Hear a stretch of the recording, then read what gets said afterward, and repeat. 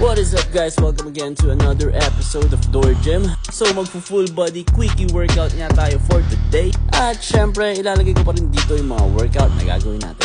So ayun na nga, first workout na ginawa natin is nag-sumo squat nga tayo.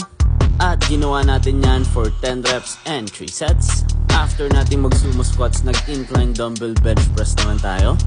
So ginawa rin nga natin yan for 10 reps and 3 sets. So napaka-solid nga ng mga workout na gagawin natin yun guys, kasi mostly mga compound movements sila. Kaya talagang matatarget natin yung whole body natin. Next workout naman na ginawa natin is nag-pull-ups naman tayo. So ginawa naman natin to for 16 reps and 3 sets.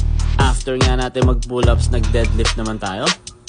So ginawa naman natin to for 10 reps and 3 sets. So napaka-solid nga na compound movement yan guys, kaya lagi nyo ilalagay ang deadlift sa mga workout nyo. Next naman ay para sa shoulder naman natin.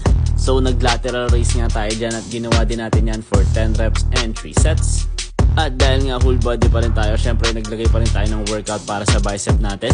So nag-hammer curls nga tayo dyan at ginawa natin yan for 12 reps and 3 sets. And syempre hindi mawawala yung abs workout nga natin.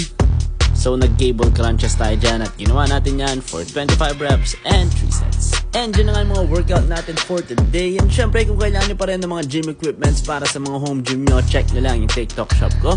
Or kung mga workout naman, check nyo lang yung bio ko.